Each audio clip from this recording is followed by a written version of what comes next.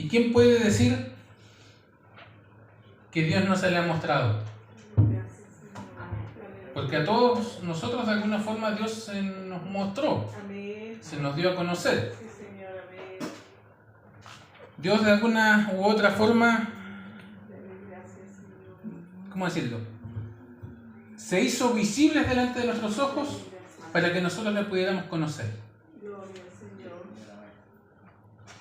Y resulta que, ya empezando de lleno con la palabra de esta tarde, Dios se había dado a conocer de muchas maneras, de muy grandiosas maneras al pueblo de Israel. Empezando por todos los juicios que hizo contra la nación de Egipto, liberándolos en el Mar Rojo, guiándolos, dándole alimento, dándole agua durante 40 años, preservándoles la vida, preservándoles las vestimentas durante 40 años, dándoles la autoridad para poseer una tierra llena de gigantes, una tierra que estaba poblada por naciones guerreras, siendo el pueblo de Israel un pueblo que no era guerrero, que no era adiestrado a la guerra, ni siquiera tenía armas. Pero Dios se había dado a conocer de múltiples formas a este pueblo, y este pueblo entendía que Dios es un Dios real, que su Dios era un Dios real. Aparte, en toda la ley de Dios, en todos los mandamientos, en todos los estatutos que Dios le dio a Israel, Dios le dijo una y otra vez: yo soy tu Dios y tú eres mi pueblo. Yo soy el Dios que te sacó de la tierra de Egipto. Y a los niños se les educaba de esa forma, que Dios había uno solo y que había que amarlo con todo el alma, con todo el corazón, con toda la fuerza. Era algo que los niños sabían antes incluso de aprender a hablar prácticamente. Entonces continuamente el pueblo de Dios sabía quién era Dios, porque sus padres se lo habían escuchado de sus padres, y así de generación en generación fue escuchando quién era Dios. Pero el corazón del ser humano es uno solo. El corazón del ser humano es pecador. El corazón del ser humano es idólatra. El corazón del ser humano, en un acto de rebeldía contra Dios, porque no es otra palabra, es rebeldía contra Dios, el corazón del ser humano siempre quiere ganarse los favores de Dios con sus propias fuerzas. ¿Para qué estamos con cuestiones? Yo creo que cualquiera que haya estado en el mundo un poco de tiempo quiere de alguna u otra forma agradar a Dios para encontrarlo. Y lo hace con los méritos propios. El mundo hasta el día de hoy cree que cambiando afuera puede llegar a entrar a la iglesia. Pero eso es por culpa nuestra. No es por culpa del mundo, es por culpa nuestra. Porque nosotros hemos tapado el evangelio con tantos reglamentos que el mundo cree por fuera que nosotros estamos llenos de reglamentos. Y que es necesario cambiar afuera, cambiarse sus ropas afuera para poder entrar a la iglesia. Pero eso es problema de la iglesia que ha dado ese mensaje. No es problema tanto del mundo. Pero eso es otro tema. Pero este pueblo de Israel ya estaba en este tiempo que leímos aquí en Primera Reyes capítulo 18. Ya estaba adorando a Baal. Ya estaba adorando a otros dioses. ¿Quién era este Baal? Era un dios cananeo. Era un dios de los pueblos que estaban antes de que Israel llegara. Era un dios malo. Era un dios extremadamente malo. Era un dios que en algunos templos, que en algunos rituales formaban de hierro fundido, y este dios lo calentaban al rojo vivo, y estos sacerdotes de este dios pescaban los bebés y los ponían en los brazos de este dios de hierro fundido al rojo vivo. No sé si usted alcanzará a darse una idea de cuál sería el llanto, la gritadera de este pobre bebé que inocentemente era puesto en los brazos de este dios pagano. Estos bebés estos bebés estaban vivos al momento del sacrificio, porque era un sacrificio que se le rendía a este dios Baal. Este dios Baal era considerado el dios de la fertilidad.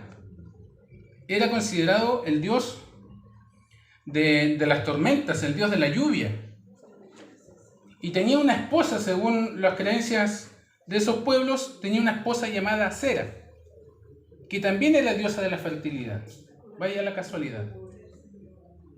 Y estos dos dioses, según los sacerdotes, tenían relaciones íntimas entre ellos, y estos dioses procreaban otros dioses, y que esos dioses también llegaban a la tierra. Eso era la mitología de ellos. ¿Por qué les hago toda esta explicación? Para que usted entienda lo que estaban creyendo el pueblo de Israel. Por favor. ¿Qué sucedía con estos dioses? Que como eran el dios de la fertilidad, como Baal era el dios de la lluvia, de las tormentas, y acá estaba pasando en este contexto histórico de lo que leímos, que había una sequía durante 3 años, entonces el pueblo de Israel, y empezando por el rey, por la cabeza hacia abajo, en vez de buscar al Dios verdadero, se pusieron a buscar a otros dioses. Y en el versículo 19 eran mantenidos, dice que eran mantenidos por el sustento de la reina de Israel, de la reina Jezabel. Entonces, ¿qué es lo que pasa? Que empezando por el rey Acab hacia abajo, se había corrompido todo el servicio a Dios. Y esto ocurre apenas entre 60 y 80 años después que el pueblo de Israel se separa. Se separa el pueblo de Judá. Muere Salomón, asume su hijo como rey, su hijo no baja los impuestos, sino que los pone más gravosos, y se separa la nación de Israel en 2 naciones, la nación de Judá y la nación de Israel.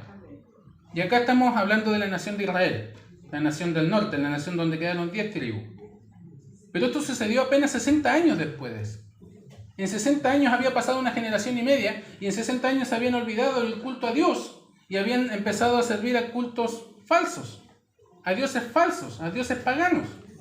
Imagínense la depravación en 60 años. Y llega un momento ya que aquí aparece Acab, aparece Elías, después de haber estado escondiéndose, se reúne con un siervo de Acab que se llamaba Abdías, que era temeroso de Dios, y a través de Abdías, Elías concerta una cita con el rey. Cuando se juntan los dos, Elías y el rey Acab, Elías le dice: júntame a todo el pueblo de Israel, a toda la nación. Me imagino que habrá tardado un tiempo. A toda la nación. Y júntame a los 450 profetas de Baal y a los 400 profetas de Acera, júntamelos en el monte Carmelo. Y cuando llegan al monte Carmelo, después que se convocó a todo el pueblo, Elías les lanza un desafío. El desafío había sido contra los 850 profetas de dioses paganos. Pero si nosotros leemos con atención, solamente se presentan 450.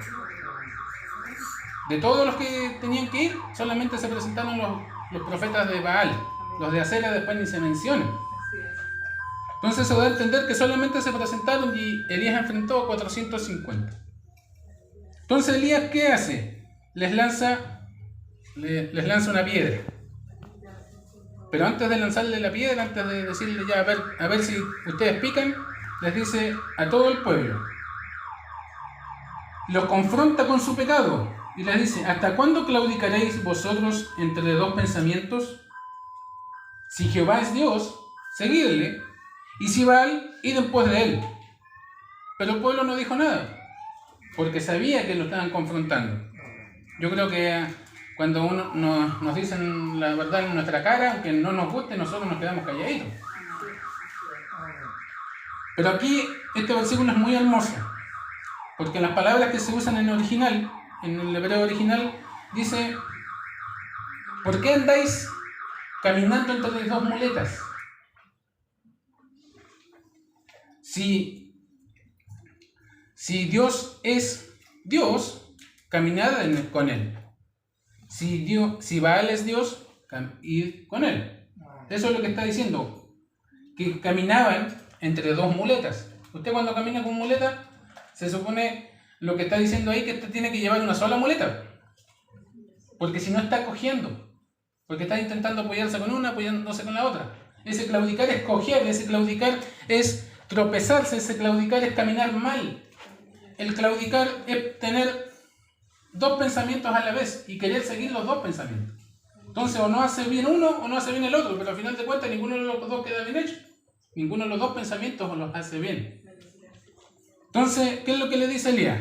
Ustedes están cogiendo entre dos muletas, entre dos soportes. Si ustedes van a usar a Dios de soporte, vayan con Dios. Si ustedes van a usar a Baal de soporte, vayan con Baal. Pero no estén haciendo las cosas mezcladas. Es una o es otra, no es mitad. O es blanco o negro, no hay tonos grises.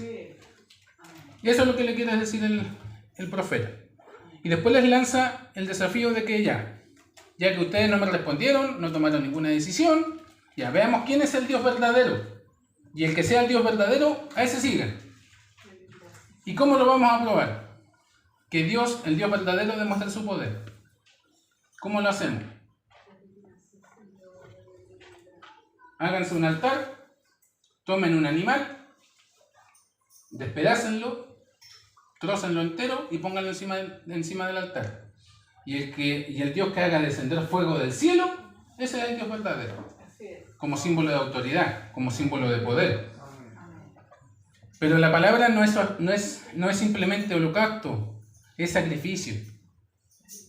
Significaba que un animal inocente tenía que morir para que Dios se revelara en su poder, para que Dios se diera a conocer de quién era el verdadero Dios, si Baal o el Dios de Israel, o el Dios Jehová. Entonces, ¿qué sucede? El profeta Elías, así desafiando a todo el mundo, les dice a los Baales, a los profetas de Baal: ya ustedes son los más, ustedes vayan primero, ustedes eligen el becerro, ustedes eligen el animal, córtenlo y hagan lo que ustedes quieran hasta cuando ya un tiempo prudente para que Dios responda. Y eso lo hacen. Forman un altar, ponen leña, cortan un buey en pedazos, lo ponen ahí y se empiezan a hacer su rito, su culto. Ese culto, como Baal es un dios malo, es un dios terriblemente malo, grotesco, no tengo palabras para definir cómo era ese dios. Se empiezan a hacer cortes, se empiezan a gritar, empiezan a hacer cualquier tipo de locura. En una traducción dice dar vuelta como loco. Entonces empiezan a hacer un montón de cosas. Empiezan a sajarse, a hacerse cortes en la piel, a lancetearse uno con otro, a herirse con cuchillo. Porque su Dios era así.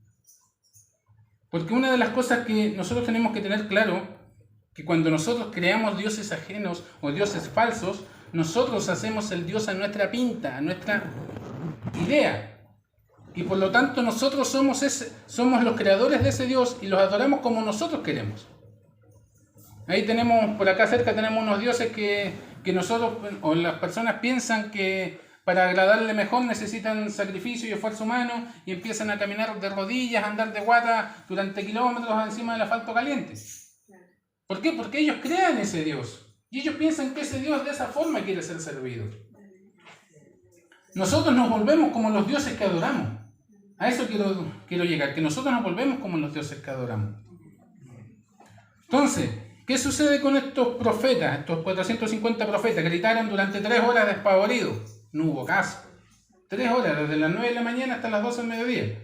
3 horas gritándole y dándole, Baal respóndenos, Baal respóndenos, y haciendo un montón de cosas. Y más encima, durante esas 3 horas, Elías, yo me imagino a Elías afirmado por allá en una piedra: denle nomás, vamos muchachos, que ustedes pueden, vamos, despierten a su Dios. O tal vez, como es Dios, anda meditando en algún lado. O tal vez está haciendo sus necesidades. Eso es lo que quiere decir cuando va de camino, que está haciendo sus necesidades, que está en el baño, por eso no lo escucha. Entonces se burló de una forma bastante chistosa, pero no pasó nada. Y los profetas seguían gritando, pero, como dice el versículo 29, pero no hubo ninguna voz, ni quien respondiese, ni escuchase. ¿Cómo van a responder si no se escucha? ¿No? Ya. Entonces dijo Elías a todo el pueblo, ya, se les acabó el tiempo, muchachos, tiempo pasado, listo. Ahora me toca mi turno. Entonces Elías dijo a todo el pueblo, acercaos a mí, y todo el pueblo se acercó, y él arregló el altar de Jehová que estaba arruinado. Eso significa que ese altar ya había sido utilizado para servir un sacrificio a Dios. Ese altar estaba en desuso, ese altar estaba arruinado porque nadie lo había ocupado. Entonces Elías dijo a todo el pueblo, acercaos a mí. Y tomando Elías 12 piedras, conforme al número de las tribus de los hijos de Jacob, al cual había sido dada palabra de Jehová diciendo, Israel será tu nombre. ¿Qué nos quiere decir este versículo? Consideremos al pueblo como una sola persona. Este pueblo, Elías está diciendo, y el texto en la Biblia está diciendo, que Dios había dado forma y le había dado nombre a ese pueblo, a esa nación, a esa persona. Dios los había creado. Dios le había dado vida. Y por eso, simbolizando el pueblo, Elías tomó 12 piedras. A pesar de que habían 10 representadas, él tomó igual 12 piedras, porque eran el pueblo de Dios que estaba de frente al altar. Y edificó con las piedras un altar en el nombre de Jehová. Y fíjense una cosa, e hizo después una zanja alrededor del altar que cupieran 2 medidas de grano, como entre 12 y 18 litros de agua, más o menos. Y preparó luego la leña, cortó el buey en pedazos y lo puso sobre la leña. Y dijo, llenad 4 cántaros de agua y derramadla sobre el holocausto y sobre la leña, y dijo, hacerlo otra vez, y lo hicieron, y después dijo una tercera vez y lo hicieron. De manera que el agua corría alrededor del altar y también se había llenado de agua la zanja. En otras palabras, estaba todo mojado, no había forma de que se formase un fuego espontáneo. Entonces, cuando llegó la hora de ofrecerse el holocausto, se acercó el profeta Elías y dijo, Jehová, Dios de Abraham, de Isaac y de Israel, sea hoy manifiesto que tú eres el Dios de Israel y que yo soy tu siervo y que por mandato tuyo he hecho todas estas cosas. En otras palabras, está diciendo Elías, yo no estoy loco, esto me lo mandaste tú, por favor confírmalo según tu poder. Respóndeme, Jehová, respóndeme, para que conozca este pueblo que tú, oh Jehová, eres el Dios. Y que tú, mire, y escuchen muy bien esta frase, y que tú vuelves a ti el corazón de ellos. ¿Qué quiere decir esto? Que Dios no solamente era Dios, el Dios vivo, el Dios verdadero, el Dios real, sino que Dios hace que mi corazón, que el corazón de ese pueblo, realmente se dé la cuenta, se dé la vuelta de su pecado y vaya y mire a Dios cara a cara. Eso solamente lo hace Dios. No somos nosotros que salimos en busca de Dios. Es Dios el que se da a conocer a nosotros para que nosotros le veamos. Y Dios es tan maravilloso en su misericordia, tan grandioso en su soberanía, tan hermoso en su gracia, que se hace como nosotros queremos que se haga. Porque yo creo que a más de uno de aquí algunas veces ha tenido dudas de Dios y ha dicho en su ignorancia, en su inocencia o en lo que sea, Dios, si tú existes, por favor que esto se haga. Yo fui uno de ellos, no sé si alguien más. Pero en algún momento de tristeza, de angustia, le dije, Dios, si tú realmente existes, a pesar de haberlo escuchado desde los 8 años, pero a pesar de eso dije, Dios, si tú realmente existes y todo lo que he escuchado es real, por favor que suceda esto. Y Dios lo hizo. No porque yo lo valga, no porque yo era justo, no porque yo era verdadero, sino porque Él me amó. Y si Dios alguna vez se le presentó a usted de la forma en que usted quiso verlo, es porque Dios lo amó a usted. Porque Dios quiere ser conocido. Dios quiere ser conocido como Él es. Y tú vuelves el corazón, y tú vuelves a ti el corazón de ellos. Entonces, y este versículo me encanta, entonces cayó fuego de Jehová y consumió el holocausto, la leña, las piedras y el polvo. Consumió todo lo que estaba en el altar, lo hizo pebre, lo hizo pedazos, lo hizo añicos. Todo lo que estaba ahí lo hizo pero polvo, porque consumió. Originalmente una palabra de que todo lo destruye, de que lo destruye hasta hacerlo migaja. Y dice, y aún lamió el agua que estaba en la zarza. No dice que consumió, no dice que destruyó el agua, dice que lamió. Así como, no sé, me imagino yo un perro lamiendo agua porque lo hace por la superficie. El agua se evaporó, no se consumió, no se fumó, no explotó. El agua fue consumida lenta y suavemente por el fuego de Dios. ¿Qué significa esto? Todo esto que le he dicho hasta ahora, ¿qué significa para nosotros 4.000 años, 3.000 años después de lo que sucedió? Significa que Dios quiere ser adorado y servido como el único Dios verdadero de nuestras vidas. Lisa y llanamente nos dice, ya no estén entre dos pensamientos, no estés entre servirme a mí y tu carrera, no estés entre esperar y confiar en mí y el sueldo que tú ganas. O me sirves o vas en pos del dinero. No puedes hacer las dos cosas. No puedes pensar en que tú un tiempo más adelante puedes hacer algo confiando en tu juventud. Puedes servirme a mí, puedes servir a las cosas. Puedes servirme a mí, al Dios vivo, puedes servir como el mundo sirve. No hay tintas grises, no hay intermedios. O es Dios o es el mundo. Así de sencillo. Y Dios ya nos dio el corazón y ya nos mostró cómo es Él. Ya nos mostró cómo es Él. No sé si pudo tomar algunos detalles. Dice a la hora del sacrificio. ¿A qué hora era esto? Según la ley, tenía que haber un sacrificio continuo en mañana y tarde. Unos generalmente dicen que se hacía a las 9 de la mañana y otros se hacía como aproximadamente a las 3 de la tarde. Pero usted que es buen lector bíblico y que tiene muy buena memoria, quiero preguntarle, ¿a qué hora murió nuestro Salvador? A las 3 de la tarde. Nuestro Salvador murió a las 3 de la tarde. Estuvo desde las 9 de la mañana hasta las 3 de la tarde sufriendo en la cruz. Y a las 3 de la tarde Él entregó su espíritu. A las 3 de la tarde Él dio su espíritu al Padre. El holocausto dado por Dios, el Cordero de Dios que quita el pecado, el holocausto, el sacrificio que Dios se proveyó, así mismo murió a las 3 de la tarde. Murió a las horas que estaba sucediendo esto.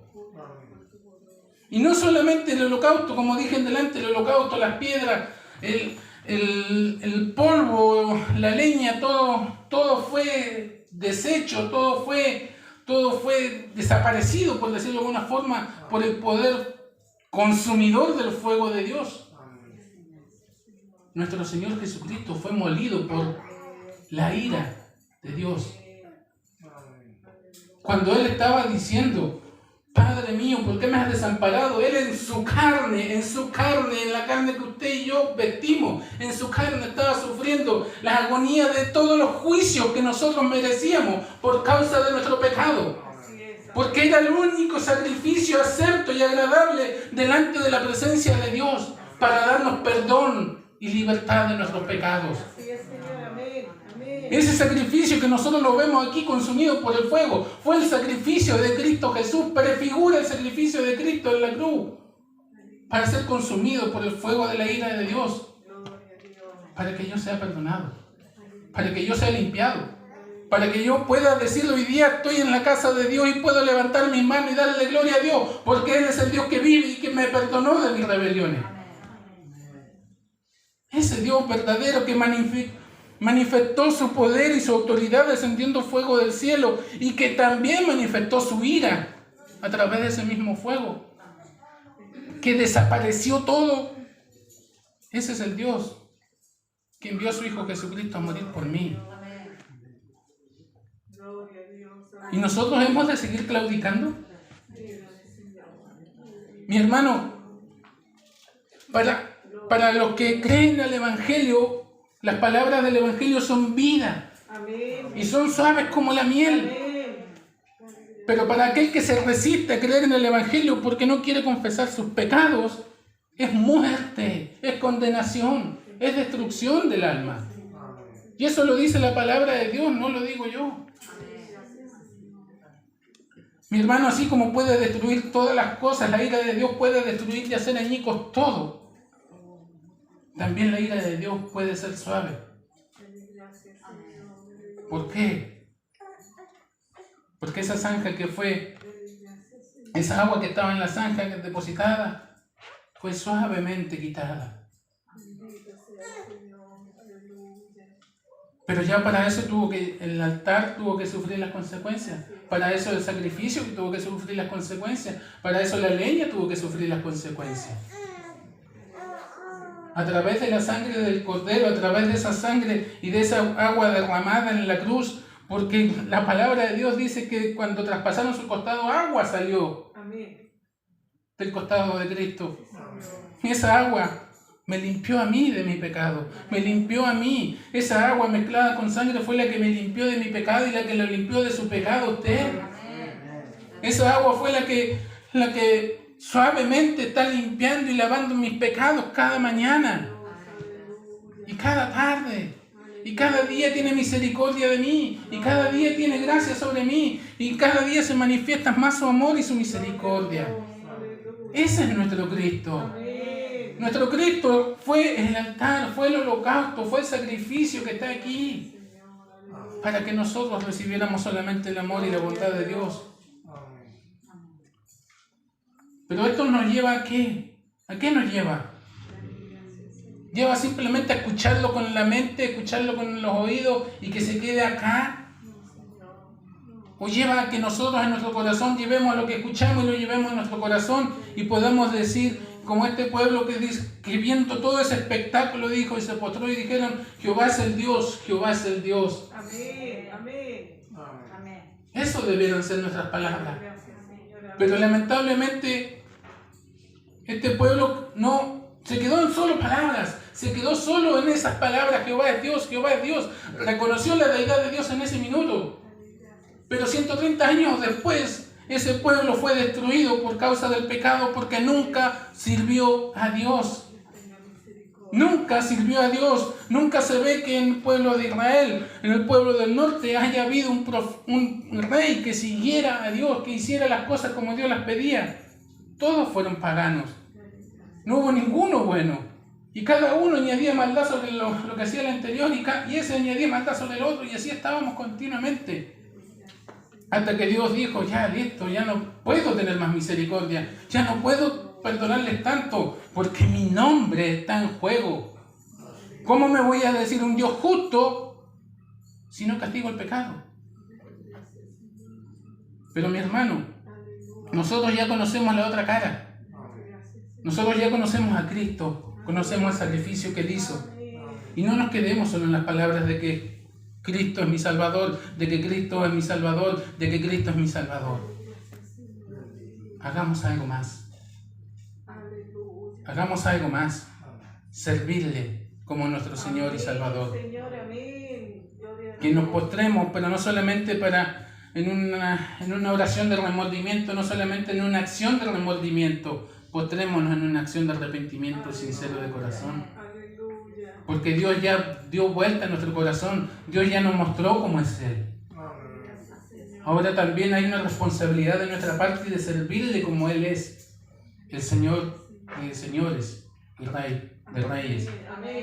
Porque les digo una cosa. Nuestro Dios es Dios de amor, ¿cierto? Pero nuestro Dios, hasta el día de hoy, sigue siendo el mismo Dios y por lo tanto también es fuego consumidor. Y justamente lo dice en Hebreos capítulo 12, en el contexto de que no miremos atrás, no engañemos nuestras vidas, sino que sigamos el blanco perfecto. Nuestro Dios sigue siendo fuego consumidor, pero que eso no nos atemorice, no nos imposibilite, no nos deje quietos, sino que nos dé más fuerza para seguir adelante, para servir a Dios, al Dios verdadero, al Dios real, al Dios que en sí mismo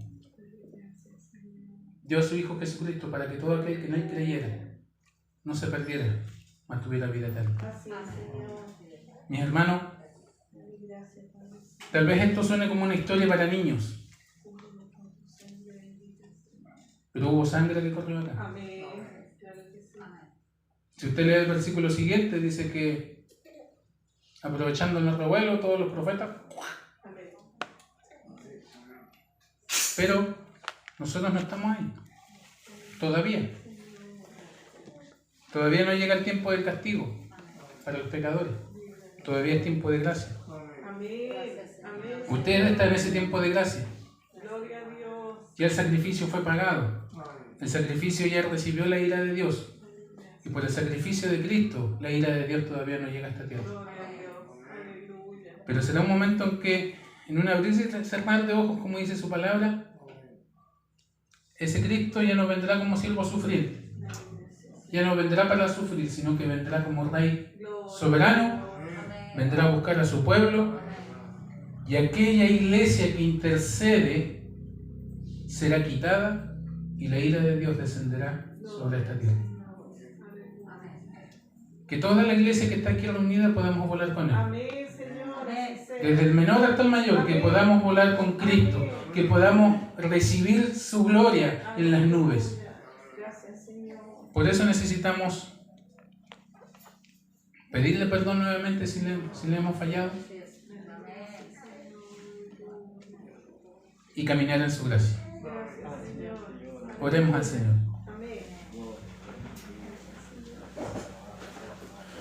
Padre eterno, tu gracia es maravillosa, tu amor es maravilloso, tu bondad es maravillosa para con cada uno de nosotros.